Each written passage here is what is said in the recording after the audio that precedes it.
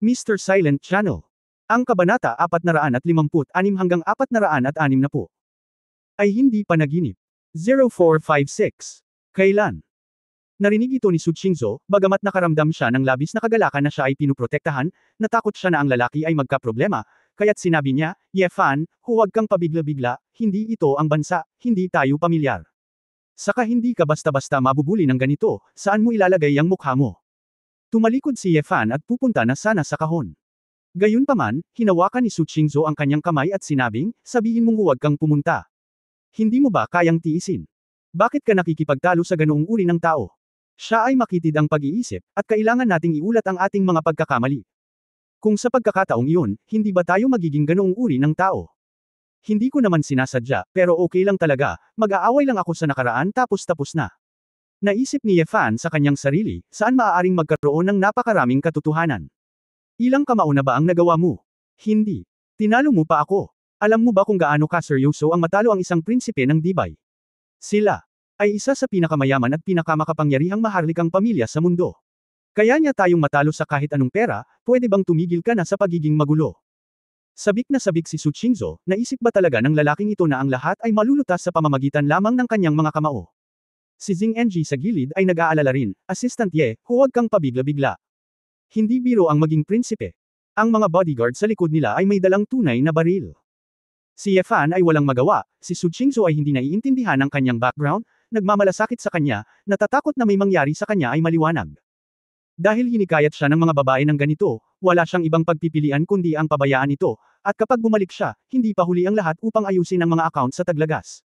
Kung hindi, ang galit ni Su Qingzhou ay higit na katumbas ng pagkawala. Sige, hindi ako pupunta, ngunit kailangan kong kainin ang pagkain na ito, sabi ni Ye Fan. Ano sa palagay mo? Bubugbugin mo ba ulit ang manager na iyon? Huwag mong talunin ang mga tao sa bawat pagliko, okay? Magmamakaawa na sana si Su Qingzhou sa lalaki. Huwag kang mag-alala, nagugutom ako, at ayokong makipag-away pansamantala. Gusto ko lang tanungin sa may-ari nitong tindahan kung gusto niyang mautal. Pagkatapos magsalita ni Ye Fan, sinabi niya sa waiter sa tabi niya, si Matthew at ang kanyang anak na si Bernard. Sino ang nasa shop? Nakinig ang waiter, natigilan sandali, at sinabing, Sir, kilala mo ba si Mr. Packard? Tumango si Ye Fan, N. Si Matthew Packard at Bernard Packard, ang mag-ama na chef ng restaurant na ito, ay mga may-ari din ng restaurant. Pareho silang kilalang chef ng enamel cuisine sa industriya ng pagkain sa mundo. Kaibigan ka ng chef namin, bakit hindi namin alam ang tungkol dito bago ka dumating? Nataranta at naghinala ang waiter. Sumimangot si Ye Fan at sinabing, bakit ang dami mong tanong, hayaan mo lang silang lumabas. Kung nakita mo ito, malalaman mo kung totoo ito. Napakunot ang noo ng waiter sa kahihiyan at sinabing, pero, wala silang dalawa sa tindahan ngayon. Nagkataon na naghapunan si Mr. President kasama ang mga kilalang bisita ngayon, kaya pumunta si Mr. Packard at ang kanyang anak sa presidente para tumulong. Bilang isang national treasure level chef, karaniwan din ang paglilingkod sa mga pambansang pinuno. Oh! Sabi ko, may nakita akong mga ulam dito ngayon, medyo lumala ang kalidad. Wala pala dito, gawa ng kamay lahat, nagpout si Ye Fan, kung ganoon, maaari kang tumawag sa telepono. Ibigay mo sa kanila at makikipag-usap ako sa kanila. Ang waiter ay nag-alinlangan at sinabi, maaari ko lang hilingin sa manager na pumunta, mangyaring maghintay. Pagkatapos ng umalis ang waiter, nagulat si Xing Enji, Assistant Ye, kilala mo ba ang boss dito? Tumango si Ye Fan, oo, ang taong nagsabi sa akin ng pangalan ng tindahan at ang ibig sabihin nito ay ang may-ari, si Matthew Packard. No wonder kilalang kilala mo ang shop na ito. Kaibigan pala talaga ng may-ari dito si Assistant Ye. Masayang nagulat si Xing Enji, kung gayon, madali itong hawakan, at dapat tayong makapaghapunan ng maayos. Natarante si Su Qingzhou at sinabing, bakit may kaibigan ka pang chef? Dati kang sastre at doktor, at ngayon may chef ka na. Kilala mo talaga ang lahat sa kahit anong propesyon, di ba? Anong tavern ang nakilala mo pagkatapos mong uminom?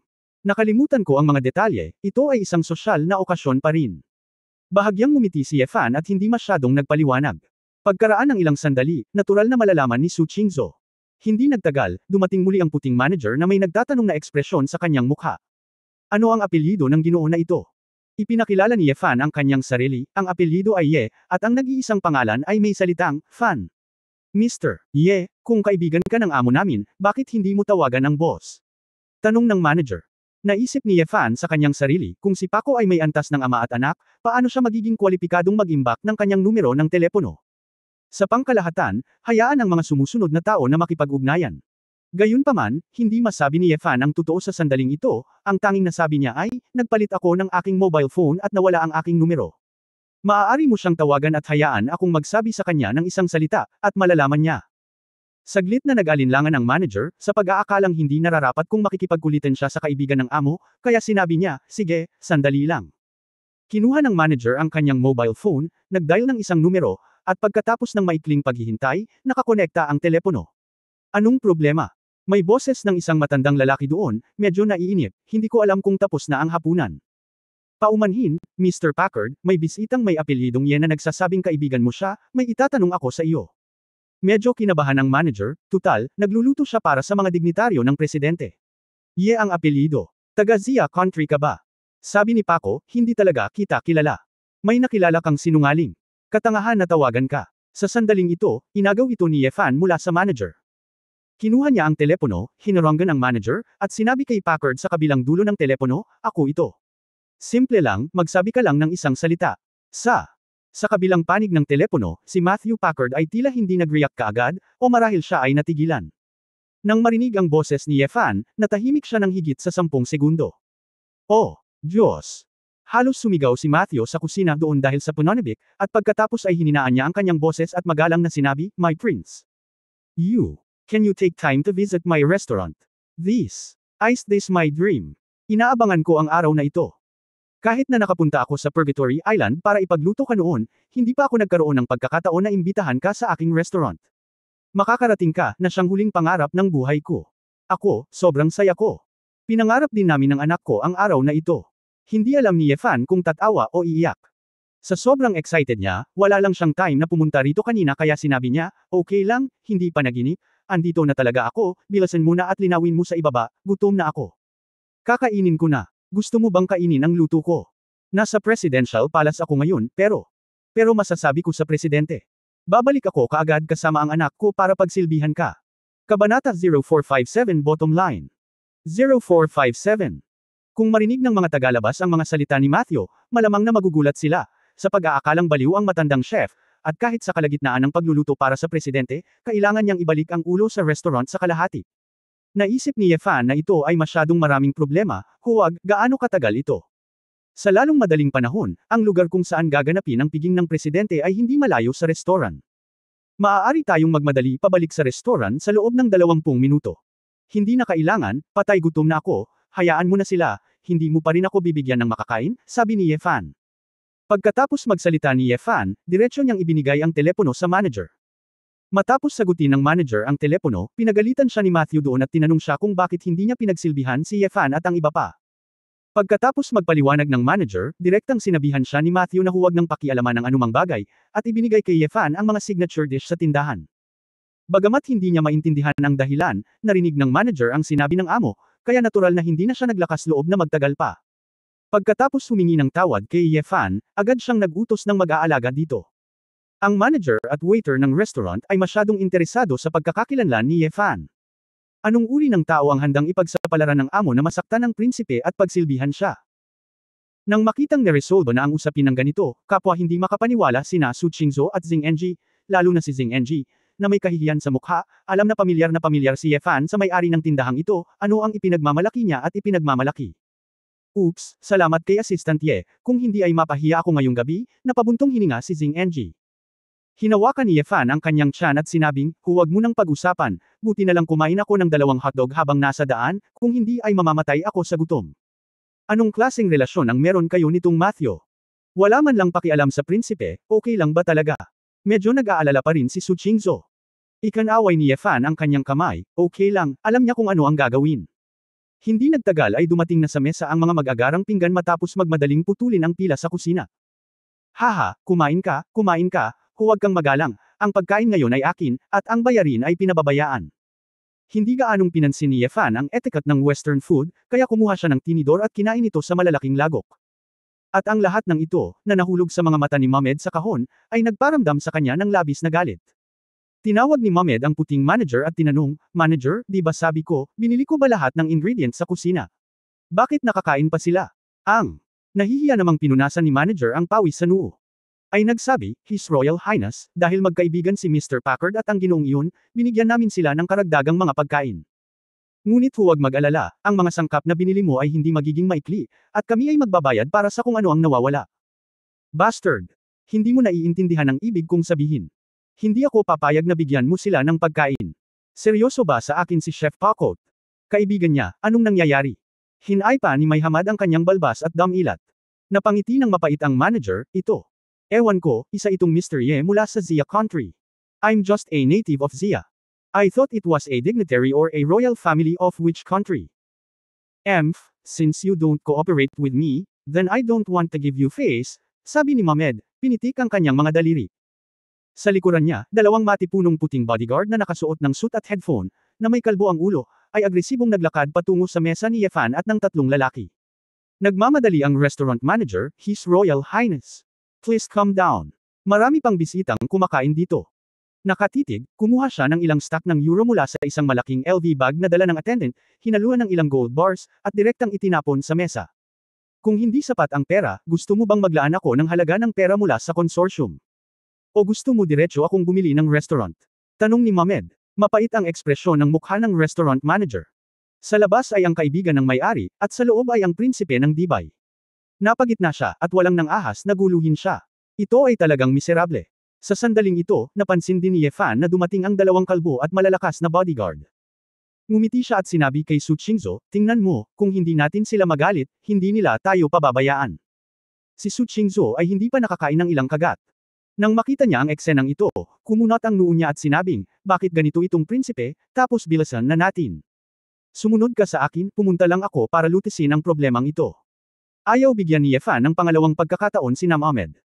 Naglakad na ang dalawang kalbo na bodyguard sa mesa, itinaas ng isa sa kanila ang lelayan ng kanyang suit, ipinakita ang isang ginintoang Sand Eagle na pistola, at ang isa naman ay inihampas ang kanyang kamao sa mesa. Ang aming prinsipe, pakiusap, itong ginang, sabay na tayong maghapunan, tunog ng impit ng bodyguard mula sa bansang Lo. Tumanggi ako, naiinis na sabi ni Su Qingzhou, at pagkatapos ay kinuha ang kanyang bag, tara na. Ngumisi ang kalbong ulo, tahimik na binunot ang baril sa kanyang kamay, at idiniin ito sa mesa, bahala ka. Nagbago ang ekspresyon ni Su Qingzhou, kinagat niya ang kanyang labi at tumingin kay Yefan.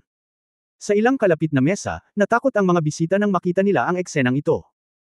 Inabot na ng mga bisita sa ilang mesa ang kanilang mga bag at handa nang umalis sa restaurant anumang oras.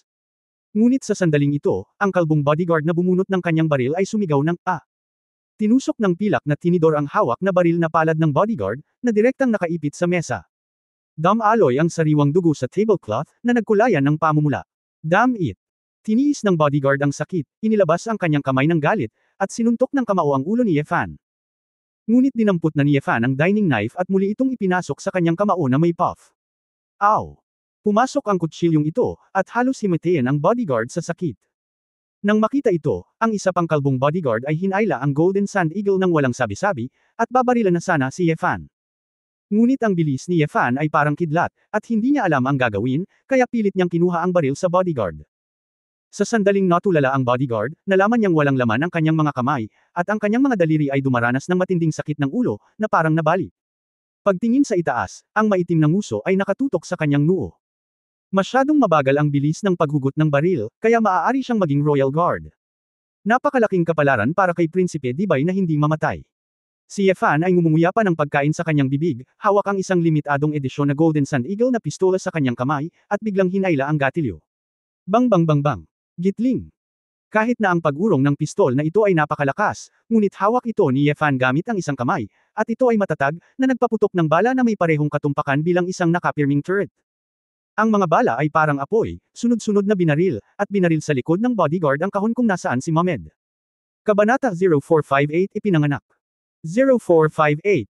Sa sobrang takot ng kalbong bodyguard ay napapikit siya, ngunit nalaman niyang ang mga bala ay malapit sa kanyang balat at buhok, at lahat sila ay umiwas sa kanya. Nang maputukan na ang lahat ng bala, ibinalik ni Yefan ang siyang pistol sa buckle ng bodyguard.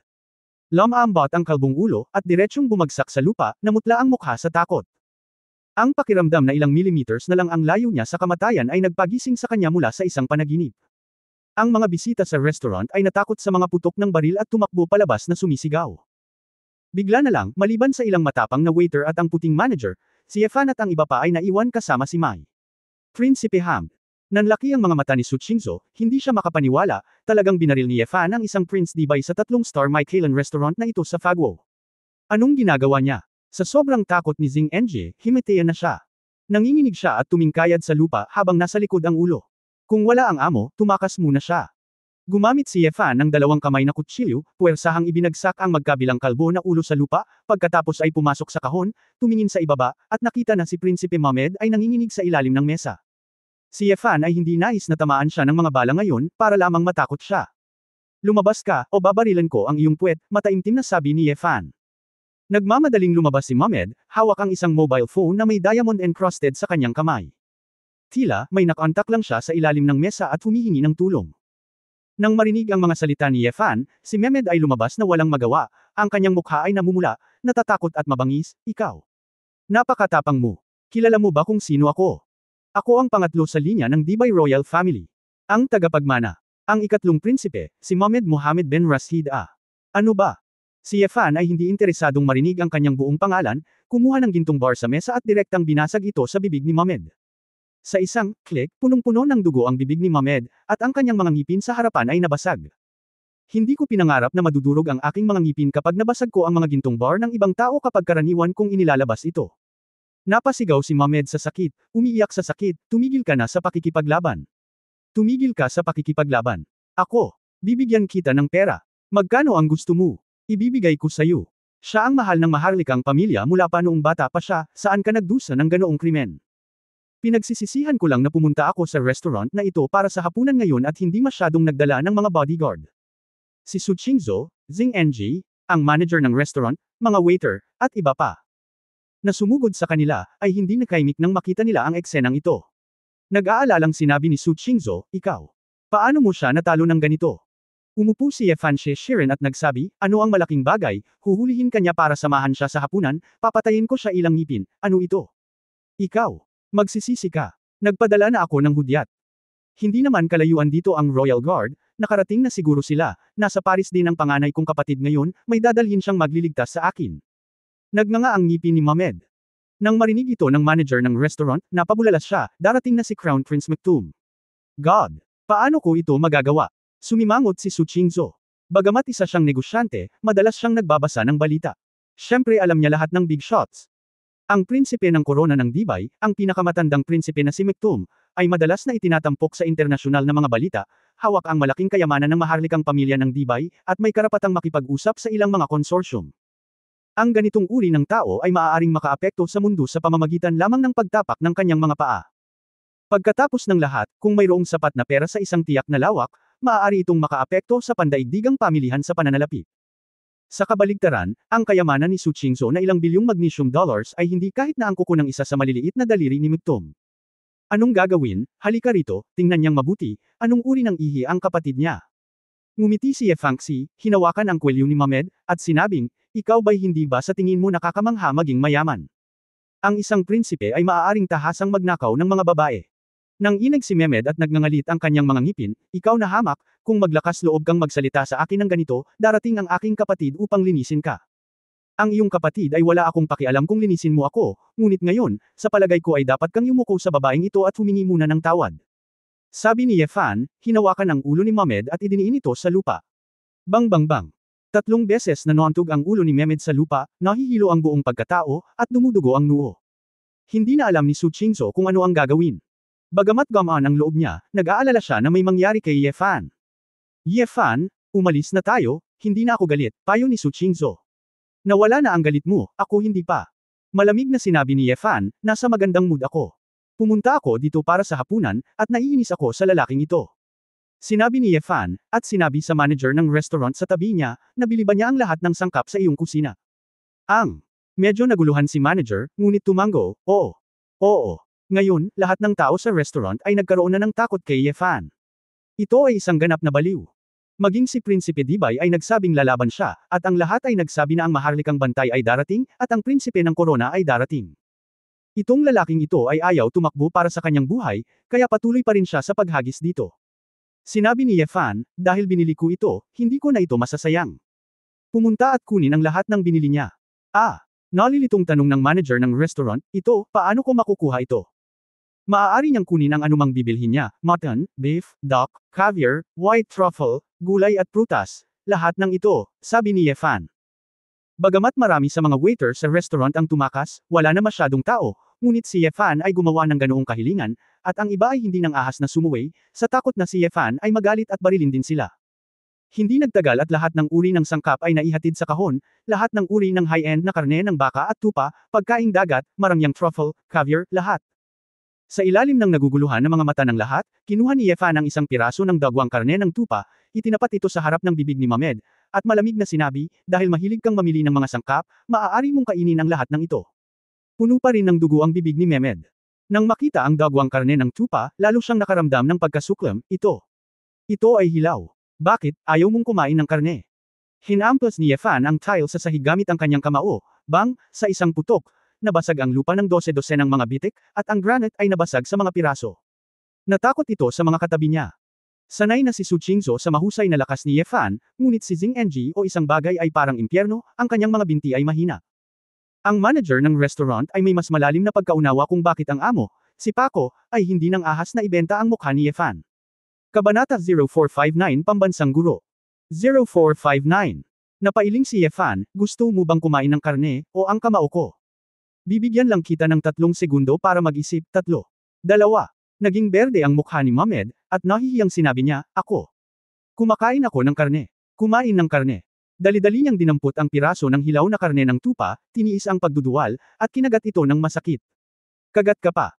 Kung hindi mo kakainin ang piraso ng karne na ito sa loob ng 1 minuto, babaliin ko ang iyong binti, sabi ni Yefan. Si Mamed ay umiiyak, sumisigaw ng karne ng tupa habang lumuluha. Akala niya isa lang itong ordinaryong dayuhang turista. Nakaupo kasi siya sa ordinaryong posisyon at nakasuot ng ordinaryong damit. Sinong mag-aakala na magiging ganito siya? Si Mehmed ay kumakain ng malansa na karne ng tupa, ngunit hindi siya nang ahas na huminga, sa pilitan niya itong kinain, at sa wakas ay kumain ng 1 piraso ng karne ng tupa sa loob ng 1 minuto. Nakaramdam siya ng pagduduwal at gusto niya itong iluwa, ngunit kinuha ni Yefan ang 1 pang piraso ng hilaw na karne ng pato at pinalamanan ito sa harap ni Mamed. Halika, maliit lang itong piraso ng karne ng pato, dapat mas madaling kainin, sandali lang, kain na tayo, nakangiting sabi ni Yefan, ngunit ang ngiting ito ay nahulog sa mga mata ng iba, tulad ng ngiti ng demonyo. Gustong mamatay ni Mamed, ngunit sa harap ng nakataas na kamao ni Yefan, naituloy lang niya ang pagbuka ng kanyang bibig para kumain ng may mapait na mukha. Pagkatapos kainin ang karne ng pato, pinalamanan siya ni Yefan ng 1 piraso ng hilaw na foie gras. Hindi niya ito binigyan ng mga prutas at gulay na karaniwan niyang kinakain na hilaw. Nakita ng mga tao sa malapit na puno ng dugo ang bibig ni Mehmed, at nakaramdam sila ng kasuklam-suklam na isipin iyon. Nadama ng manager ng restaurant na hindi ito ang paraan upang magpatuloy sa ganito, at tahimik na tinawagan muli ang amo na si Pakod, umaasang maibabalik ang amo upang malutas ang alitan. Si Su Qingzhou ay nag-aalala tungkol sa isa pang bagay para kay Yefan. Kung dumating si Crown Prince Maktum, ano ang gagawin ni Yefan? Saktong pag-aalala niya ay biglang pumasok sa pintuan ng restaurant ang isang grupo ng mga gwardya na nakasuot ng suit at naka-headphone, at kamukha nila ang mga kalbong bodyguard na natamba. Nang makitang pumasok ang grupong ito ng mga tao, sa wakas ay nakita ni Mamed ang tagapagligtas, tumayo at sumigaw, Kuya! Kuya, nandito ako. Tulungan mo ako. Isang lalaking may kwintas na diamante at mukha na hindi galit at mayabang ang pumasok sa restaurant sa ilalim ng escort ng ilang malalakas na lalaki. Kilala ni Su Qingzhou at ng iba pa ang lalaking ito, ang Crown Prince Maktum na madalas lumabas sa mga balita sa TV. Si Maktum ay orihinal na nasa isang malapit na clubhouse, tinatalakay ang ilang negosyo sa ilang consortium predator, at nakatanggap ng distress signal mula sa kanyang kapatid na si Mamed, at agad na sumugod kasama ang isang tao. Sino ka, napakatapang mo? Maglakas loob na bastyusan ang ating imperial na pamilya ni Emperor Bai. Maharlikang umungol si Maktum. Ang alon na ito ay pinalabas, at lahat ng nasa eksena maliban kay Yefan ay nagulat. Tuwang-tuwa si Mamed, pakiramdam na sa wakas ay maitataas na niya ang kanyang kilay, tumayo siya at tumakas patungo sa Maktum. Ngunit bago pa siya tumakbo ng ilang hakbang, nabaligtad ang pagkain sa kanyang tiyan, hindi niya napigilan, at sa suka, bumulwak sa kanyang bibig ang napakaraming dugong pula at dilaw na suka. Si Maktum, nasasalubong sa kanyang nakababatang kapatid, ay napaatras ng ilang hakbang sa gulat, at nagmamadaling humiling sa isang tao na pigilan si Mamed, sa takot na masuka. Ang ganitong karimari-maring na eksena ay natural na nagpawala ng mukha sa imperial na pamilya ng Dibay. Sumimangot si Maktum at lalong galit na tumingin kay Yefan. Sino ka? Anong ginawa mo sa kapatid ko? Galit na tanong ni Maktum. Naglakad si Yefan sa labas ng kahon, nakaharap sa isang hanay ng mga baril, at mahinang nagsabi, bakit ko ginawa ito, tanungin mo siya kung bakit, ngayon ay hinihingal na ako, kaya aalis na ako. Pagkatapos magsalita, kumaway si Ye Fan kay Su Qingzhou, tara na, huwag kang matakot. Si Su Qingzhou ay may ilang pagdududa, ngunit siya ay tumango at sumunod kay Ye Fan upang lumabas. Likas na sumunod si Xing Enji, nanginginig ang mukha at mga palad sa takot na mabaril ang grupo ng mga tao. Malamig na ngumuso si Mektum, pinahiya mo ang kapatid ko, at gusto mo pa ring umalis ng ganito. Baliin ang kanyang mga binti. Agad na itinutok ng isang grupo ng mga gwardya ang kanilang mga baril sa mga binti ni Ye Fan, at babarilan na sana, sabi ni Ye Fan. Wala na ang layag. Muling ibinaling ang kanyang ulo, nalaman niyang si Ye Fan ay nagpakita sa harap ni Mektum.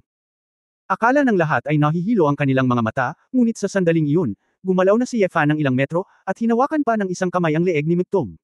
His Royal Highness. Kuya. Nabaliw si Mehmed at sumigaw, kapangahasan mo. Gusto mo bang patayin ang ating Crown Prince of Emperor Bai? Magdudulot ito ng pambansang digmaan. Alam mo ba? Puno ng takot ang mga mata ni Mektum, ngunit bilang pagpapahalaga sa sarili ng prinsipe ng korona, nagngagat ang kanyang mga ngipin at sinabing, kung may kakayahan ka, patayin mo ako. Hindi ako susuko. Natakot ang manager ng restaurant kaya nadurog ang kanyang puso ngayon, ito ang Crown Prince ng Dibay. Talagang isa siya sa pinakamayaman at pinakamakapangyarihang tao sa mundo. Ngunit talagang hinawakan ni Ye Fan ang kanyang leeg na parang may dalang manok. Kung ito ay pumatay ng mga tao, ito ay hindi isang bagay na arestuhin at ipadala sa bilangguan, ngunit isang malaking labanan sa pagitan ng mga bansa. Naramdaman ni Su Qingzhou na malapit nang tumalon ang kanyang puso. Wala siyang pakialam sa kahit ano pa, tumakbo siya at hinawakan ang braso ni Ye Fan mula sa likod. Ye Fan. Bitawan mo na. Huwag kang pabigla-bigla. Hindi ito biro. Oo. Walang magawa si Ye Fan, nakita ang maputlang mukha ng babae, at mapait na ngumiti, huwag kang mag-alala, ako na ang bahala. Ikaw, anong ginagawa mo? Si Su Qingzhou ay isang babaeng negosyante lamang, anuman ang mangyari, hindi niya gugustuhin pukawin ang isang Crown Prince ni Emperor Bai. Huwag kang mag-alala, hindi ko hahayaan na magkaroon ka ng kahit ano, at magiging maayos ako. Sinabi ni Ye Fan sa babae na huminahon, tumayo sa likuran, at pagkatapos ay tumingin kay Mektum na may kalahating ngiti. Hindi ka ba talaga natatakot sa kamatayan? Pabirong tanong ni Ye Fan. Nanlaki ang mga mata ni Mektum, namula ang mukha, at sinabi niya, huwag kang matakot.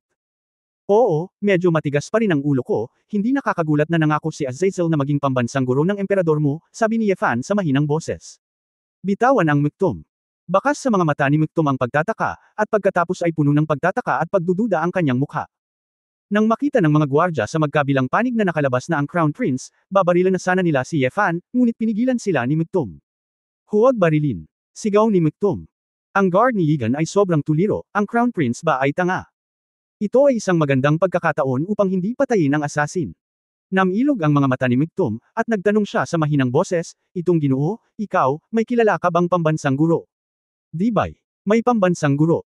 Ito ay talagang hindi isang pampublikong bagay, ngunit ang katotohanan na si Haring Dibay ay malapit sa kanya.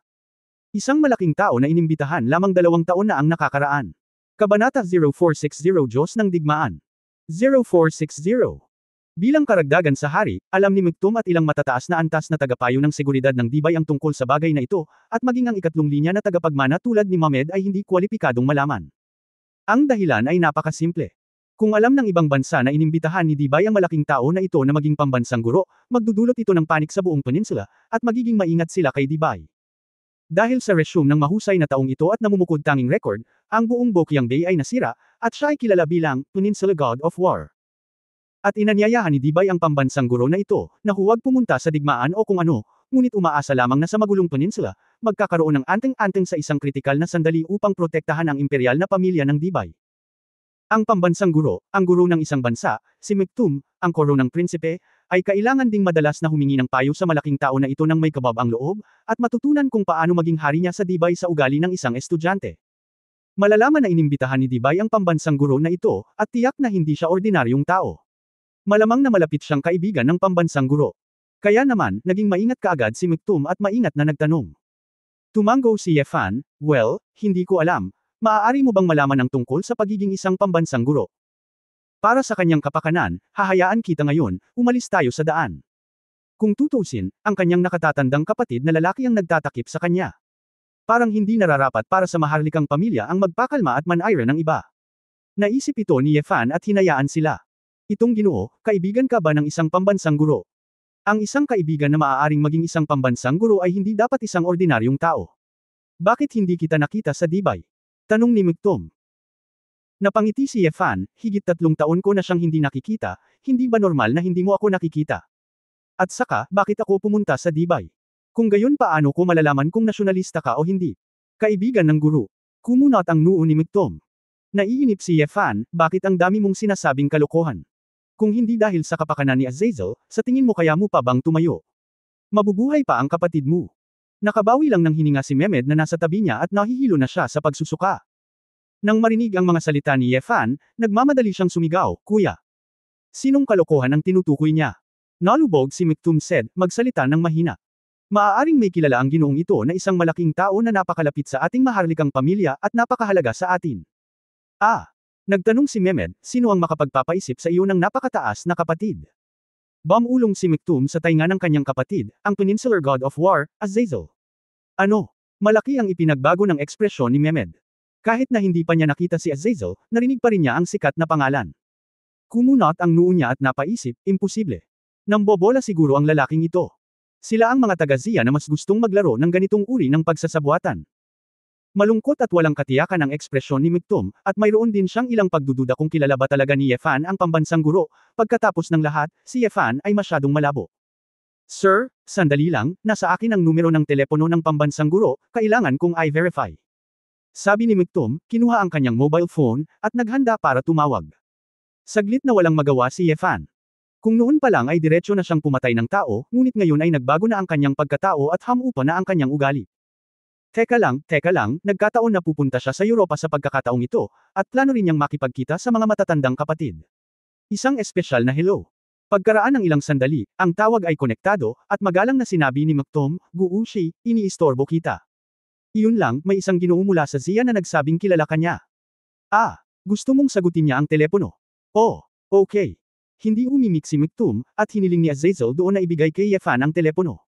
Napangiti si Yefan, napaka-flexible pa rin ang utak ng malaking lalaki, nahulaan niya kaagad ito nang mahulaan niya.